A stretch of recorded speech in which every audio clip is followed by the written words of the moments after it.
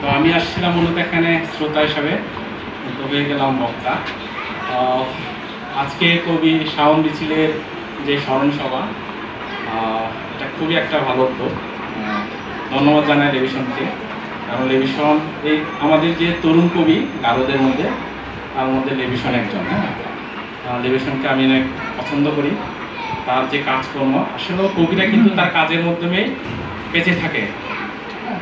আজকে যে তার নিশ্চয়ই তার কাজ ভালো ছিল, এর জন্য আজকে একটা সুন্দর স্মরণ সভা হয়েছে। হ্যাঁ, গত শুক্রবার আমি একটা স্মরণ সভাতে গিয়েছিলাম আলবার্ট মার্কিনের। সেখানেও আমি আসলে শ্রোতা হিসেবে গিয়েছিলাম, পরে মার্কিন স্যার হিসেবে আমাকে একটা বলার সুযোগ দিল।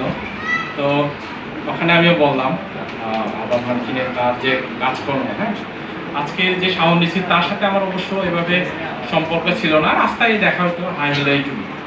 সে যখন ইউনাইটেড হাসপাতালে মারা গেল, রাত্রে আমি ফেসবুকে দেখলাম তার একটা ছোট বাচ্চা ছিল। একটু আগে মনে হয় ওনার ওয়াইফ আসছিল, আমার মনে হয় জানি না ওয়াইফ ডং যা ইয়া মানে কলিগ আসছে, কিন্তু বিনিশাই গং হ্যাঁ ছেলে আসছিল।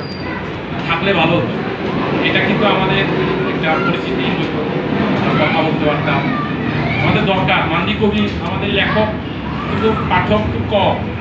আমি যে বিশ্ব সাহিত্য কেন্দ্রে ছিলাম সেখানে বলতো যে আমাদের পাঠক সংখ্যা কিন্তু খুব কম, লেখক তো কমই, আমাদের তরুণ গারো সমাজে আরও কম। গুটি কয়েক, তার মধ্যে লেভিশনের নাম বলা যায়। লেভিশন একজন তরুণ কবি, শাওন রিচিত ছিল। আমার বয়োজ্যেষ্ঠের মধ্যে মতেন্দ্র মার্কিন আছে, জেমস জর্নেছিয়ান আছে, পরাগ রিচিল আছে, তারপরে আমাদের এই যে পিটারসন কবি আছে, এমন আছে আরও অনেক। তবে আমাদের কিন্তু পাঠক অবশ্যই আরও কম। লেখা যারা, তারাও ওভাবে বিস্তার লাভ করতে পারে না, আর আমরা পাঠকদের কাছে এটা পৌঁছাইতে পারি। ভালো লেখা লেখিনি, এটা কিন্তু পৌঁছানো দরকার। আমাদের মান্ডি সমাজে তো আরও খুব পাঠকের সংখ্যা আরও কম, মানে পড়তে চায় না। আমি দেখেছি, আমি আমাকে দিয়েই এক্সাম্পল দেয়। হ্যাঁ, আমার এখানে অনেকগুলো বই, সবগুলো আমি নিজেও পড়ি না। আবার এই যে মাঝে মাঝে আমাকে লেভিশন বই দেয়, হ্যাঁ, দু একটা পড়ে দু একদিন পরে রেখে দেয়। যে কবি আমাদের পিটারসন, উনি আমাকে দুইটা বই দিয়েছিল অর্ডারে। হ্যাঁ, সুন্দর, আমি দুই তিনটা পড়েছি খুব ভালো করে। তারপরে আর পড়ার সময় হয় না। হ্যাঁ, কারণ কর্মব্যস্ততা থাকে একটা।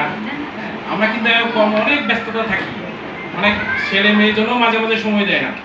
এগুলো কিন্তু আমাদের খুব একটা মানে খারাপ লক্ষণ। আমাদের ছেলে মেয়েদেরকে পড়ালেখা করাইতে হলে অবশ্যই সময় দিতে হবে, খালি টাকার দিকে ছুটলে হবে না। কারণ আর বলার জন্য সময় পায় না। এইসব অনুষ্ঠান আমরা আসতেও পারি না, আসতেও চাই না। আজকে লেভিশন বললো, গতকালও বলছি যে অবশ্যই আসবো। আমি অবশ্যই চেষ্টা করছি যে আসার জন্য, কারণ আমি তো শাওনভাবে ভালো করে চিনতাম না, কিন্তু তার যে লেখা আমি পড়েছি খুব ভালো।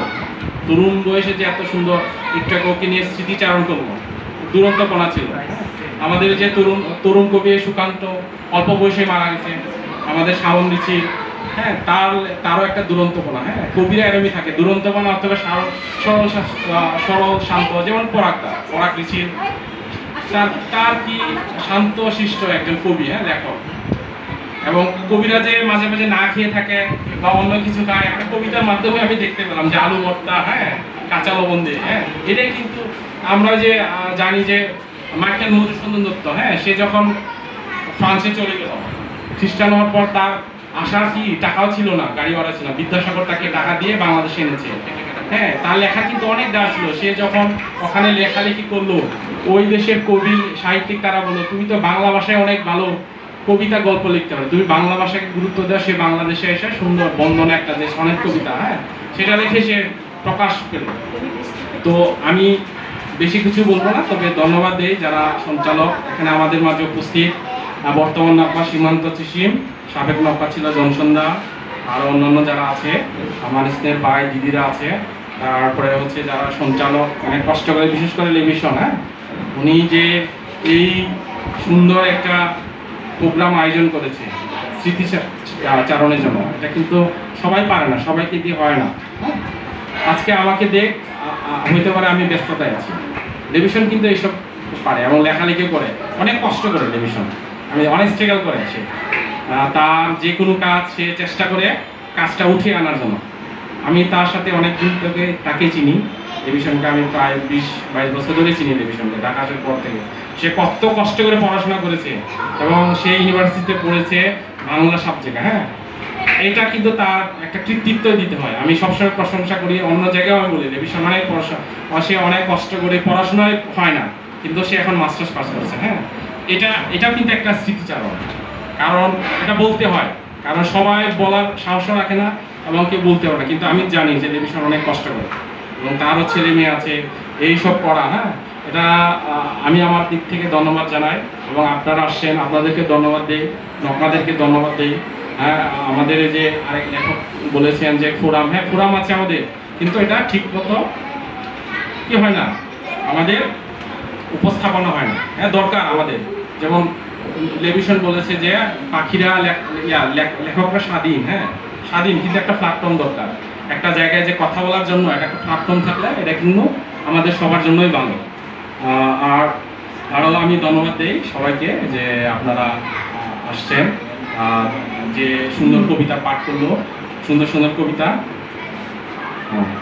আচ্ছা, এখানে যারা আসছে তাদেরকেও ধন্যবাদ দেই, বিশেষ করে যে নিগুর, আলবার্ট, হ্যাঁ তারপরে দেবাশিস, তারপর যারা আছে, আমি সবাইকে হইতে পারে চিনি না, কারণ আমি নিজেও সময় কম দিই, সবাই ব্যস্ততা থাকে, ব্যস্ততার মাঝেও সময় বের করতে হবে। এটাই হচ্ছে আমাদের মিলনমেলা, সামনে ওয়ান গালা আছে। হ্যাঁ, ওয়ান গালাতেও আমরা যাতে পার্টিসিপেট করতে পারি, আমরা